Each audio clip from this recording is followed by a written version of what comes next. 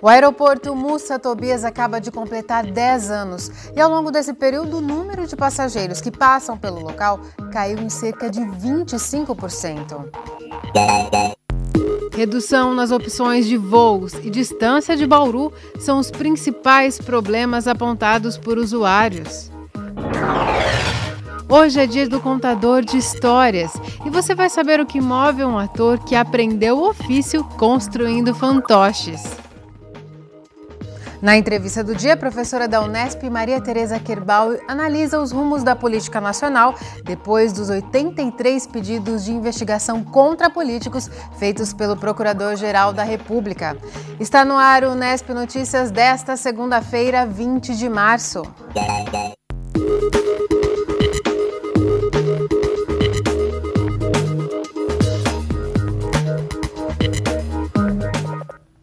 Boa noite. O aeroporto Mussa Tobias já tem 10 anos completados no fim de 2016. Inaugurado com a promessa de que se tornaria um centro de distribuição de cargas e de grande fluxo de passageiros, bem no centro do estado, o movimento só caiu ao longo dessa década. Cerca de 41 milhões de reais já foram investidos na infraestrutura do aeroporto Mussa Tobias. O pátio tem capacidade para 5 aviões de porte pequeno-médio. Desde a inauguração, 2012 foi o ano com maior movimentação. Foram 177.500 passageiros e quase 7 mil pousos e decolagens. Mas nos últimos anos, o fluxo vem caindo. Em 2014, foram registrados 4.603 pousos e decolagens, com 157.848 passageiros. No ano seguinte, o número de voos caiu para 3.955 e o de passageiros para 143 mil. Já em 2016, nova redução. Foram 3.140 voos e 136.256 passageiros. Esse número representa 23% a menos de pessoas em relação a 2012. A distância entre o Mussa Tobias e o centro de Bauru, o preço desse transporte e o baixo número de opções de voos são os principais problemas relatados pelos passageiros. Nem mesmo a infraestrutura oferecida pelo local agrada a todos. Eu não acho que está muito bem conservado, não. É bem diferente do que Campinas, que eu passei por lá agora, né? Sempre tem mais parte de alimentação. E eu achei mais interessante por aí do que por aqui. Aqui é um dos piorzinhos. Mesmo diante desses problemas, tem gente que vê bastante utilidade no aeroporto. É o caso da Priscila, que veio do Amazonas para visitar a família. Os voos que a gente sempre vem para cá deu certo e são bons, sim. O que faltaria aqui para melhorar ainda mais os serviços? Eu acredito que talvez aumentar voos para mais outros lugares seria bom. Para incentivar o uso do Mussa Tobias tanto para lazer quanto para negócios, a Prefeitura quer transformar Bauru em um município de interesse turístico. Nós temos um potencial muito grande aqui em Bauru que deve ser melhor explorado. O nosso aeroporto ele sofreu aí algumas baixas em relação às saídas, inclusive das companhias aéreas aqui do município, devido inclusive à falta de estímulo, não só aos grandes eventos aqui em Bauru, por conta do turismo, que não teve uma segmentação e um olhar profissional em relação a eventos, em relação à própria estrutura turística do município. E nós já estamos trabalhando para isso, revendo tanto a legislação que dá apoio ao turismo no município, como também a própria infraestrutura do aeroporto, que já está sendo estudada para que ele possa ser melhor utilizado e potencializado. Apesar da necessidade de melhorias, quem trabalha no setor de turismo faz uma avaliação positiva do aeroporto nesta primeira década de vida. O aeroporto de Bauru, ele está hoje numa melhora em relação a 10 anos atrás, A única questão negativa com relação a isso ainda é o fato da distância, Então, o custo operacional para você se deslocar até o aeroporto.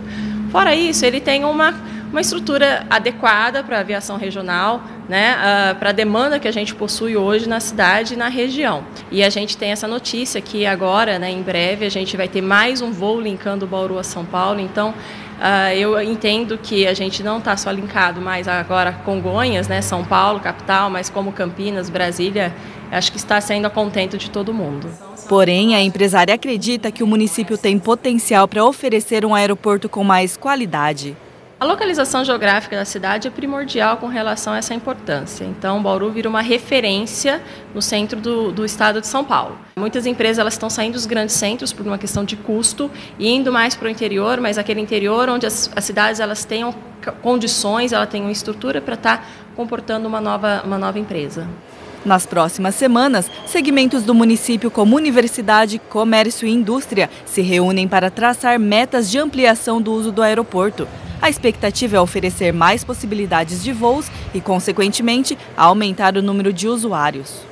Melhorando a nossa legislação inicialmente, para que a gente possa absorver e aumentar o número de eventos, o número de oportunidades, o número de conexões importantes turísticas e também de cargas, o entroncamento entre as indústrias do município, que também exportam, as indústrias que têm aqui as suas representações comerciais e aproveitando melhor as cargas. Nós temos aqui capacidade, inclusive, de ampliar as pistas do aeroporto, ampliar a estrutura do aeroporto. Então, é uma soma de esforços para que a gente possa fazer um diagnóstico preciso e até no final de 2017 a gente entende que nós vamos ter um avanço muito grande em relação tanto ao aeroporto quanto à área ali e a todo o entroncamento e a esse entorno do aeroporto, o que mais a gente pode potencializar.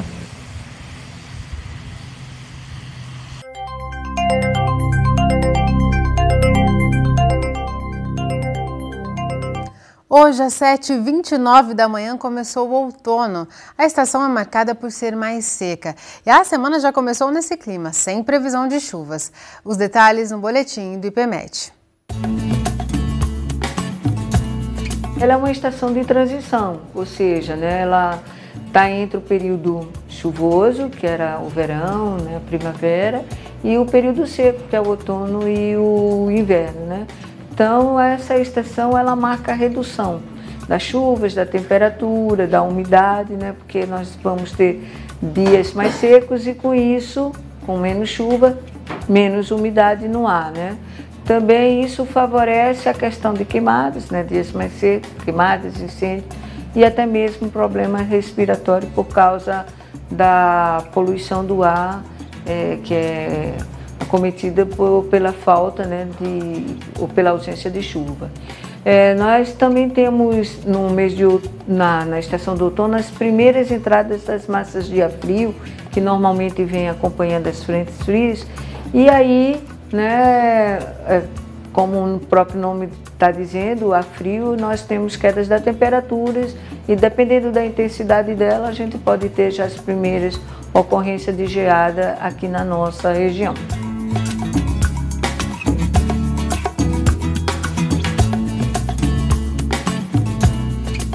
Para essa semana a gente está prevendo baixa probabilidade, principalmente a partir de quarta-feira. Até quarta-feira nós não temos chuvas aqui em Bauru, na região de Bauru, e a partir de quarta-feira, a quinta, sexta é baixa a probabilidade. O dia deve continuar assim, com poucas nuvens, com predomínio de sol e temperaturas amenas durante a noite, ao início da manhã, e um pouquinho em gradativa elevação às máximas durante a tarde. As temperaturas mínimas devem variar entre 16 a 18 graus durante a semana, a partir de quarta-feira já um pouquinho mais elevado, e as máximas entre 28 a 30 graus também, a partir de quarta-feira, levemente com um acréscimo.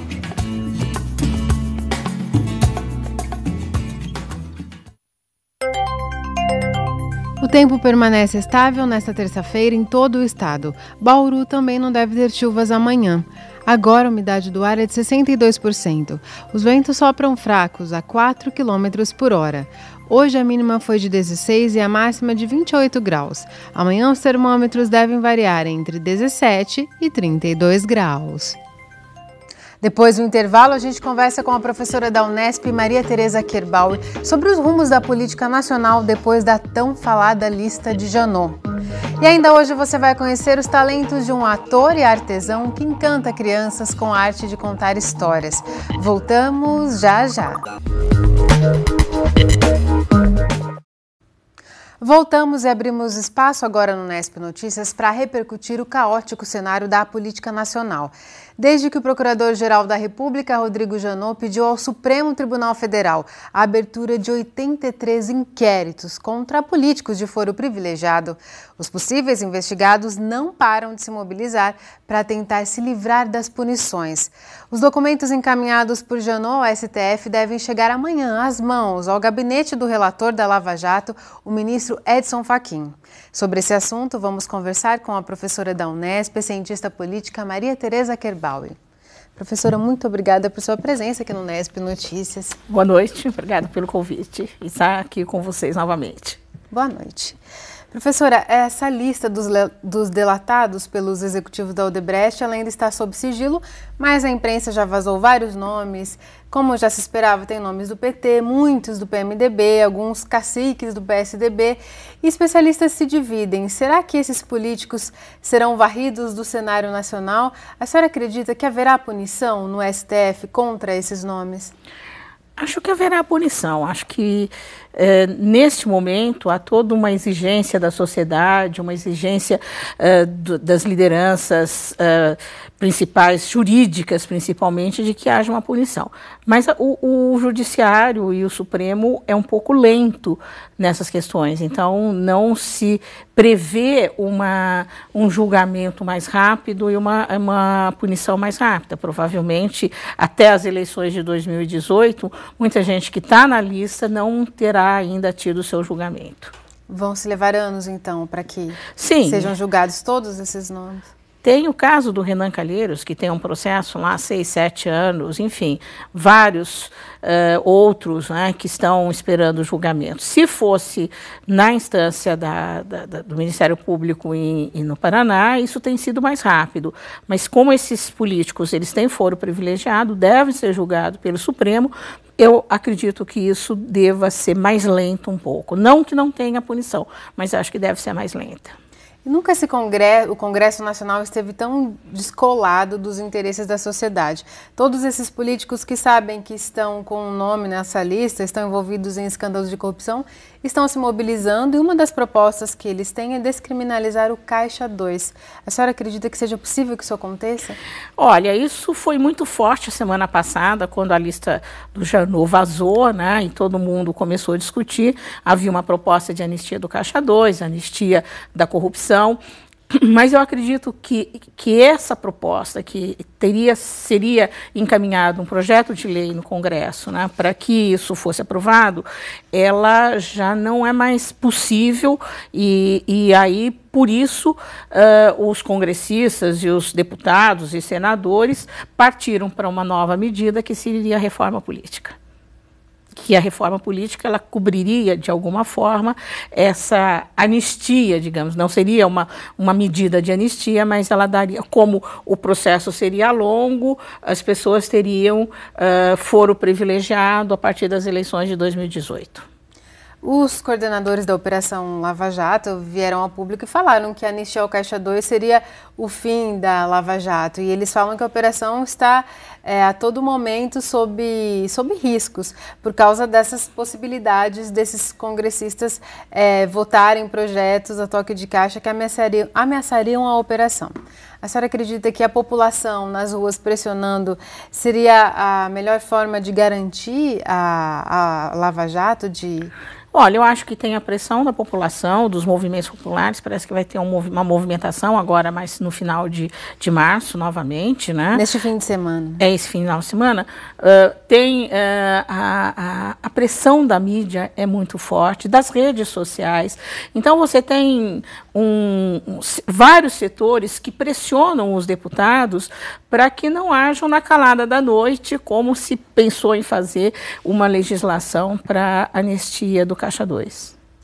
Nessa lista desses nomes que já foram vazados, tem nomes de ministros, os presidentes das casas legislativas, muitos deputados, senadores, e eles, mesmo envolvidos nessas denúncias de corrupção, eles tentam votar a toque de caixa reformas importantíssimas para o país, como a reforma trabalhista, a reforma da Previdência, que é a principal bandeira do governo Temer.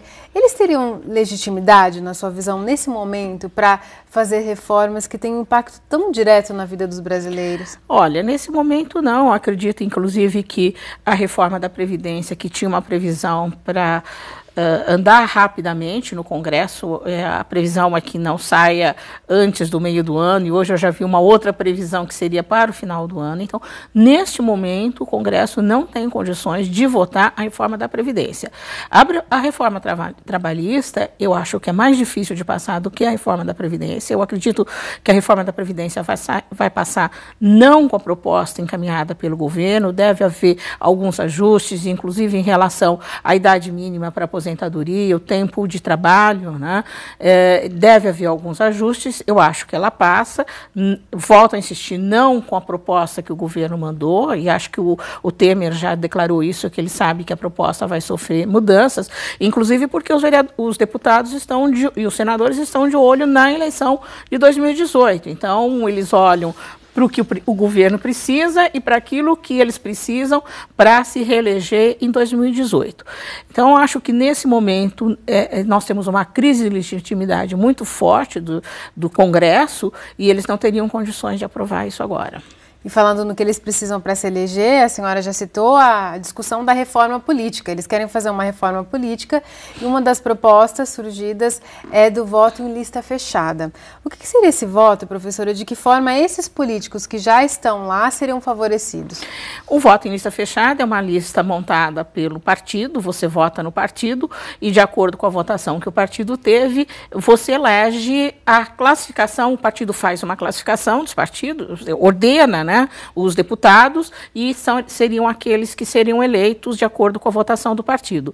Só que a proposta, e pelo menos é o boato que corre, é que aqueles que já estão com mandato teriam privilégio na lista, seriam os primeiros a serem indicados. Então é por isso que, aparentemente, isso indica, né, uma tentativa de dar foro privilegiado de novo para essas pessoas que estão livradas da condenação de um caixa 2 ou de corrupção, que estão na lista do Janot. Tá certo, professora. Muito obrigada por aprofundar essa discussão aqui. Obrigada. A seguir, no Dia do Contador de Histórias, o destaque é a história de um talento deste ofício. Paulo Balderramas cria há 35 anos os próprios fantoches que carregam as crianças para o mundo da magia. Continue com a gente que o intervalo é bem rápido. Hoje é o dia do contador de histórias, um artista que alimenta o imaginário infantil. E nós vamos desvendar os talentos de um contador completo. Ele constrói fantoches, inventa, interpreta e espalha histórias pelas escolas em Bauru. É o Paulo Balderramas.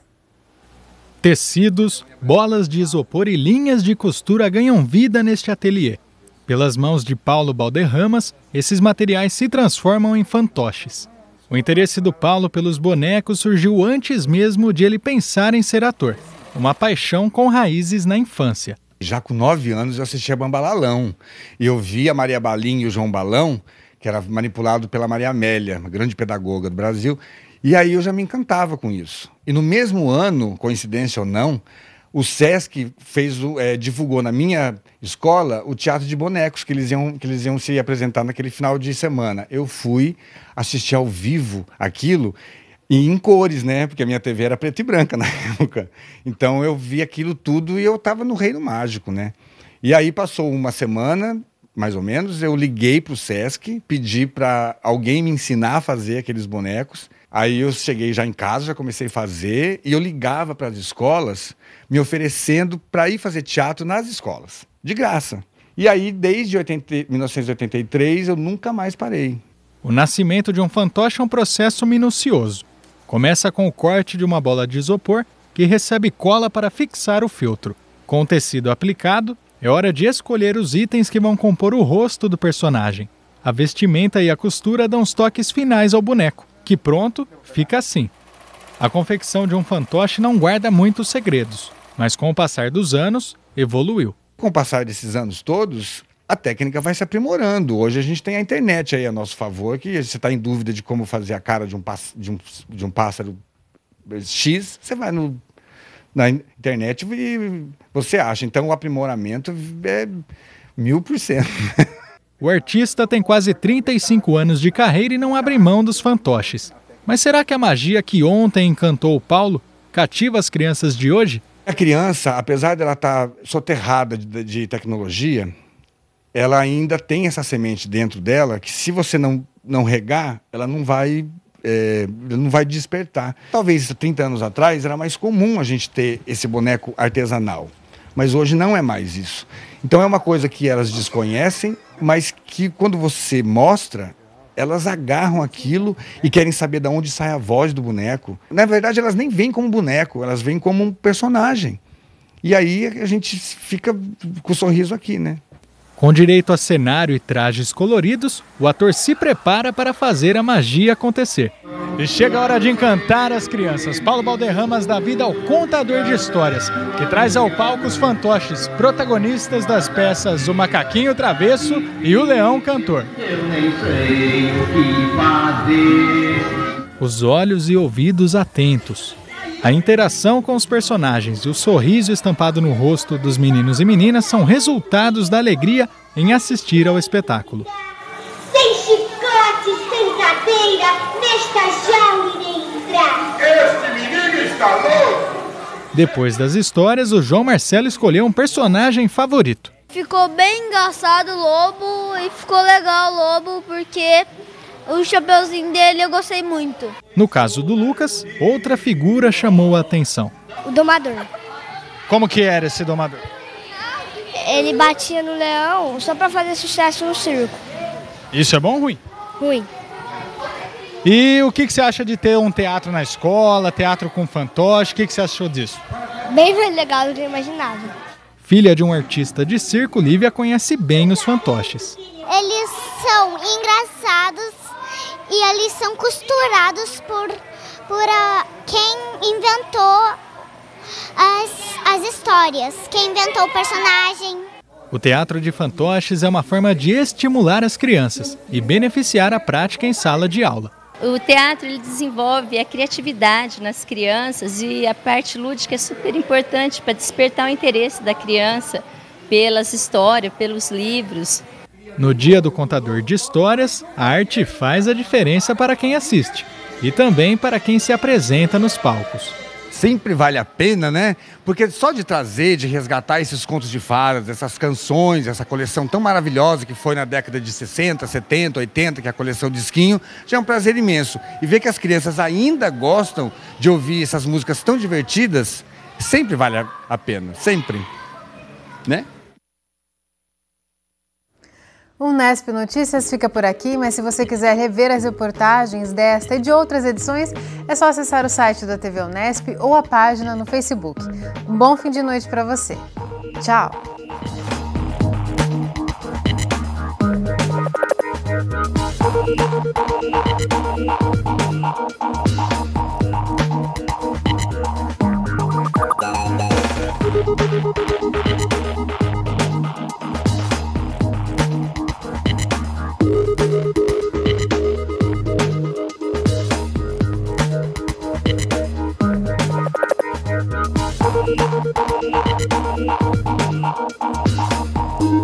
Thank you.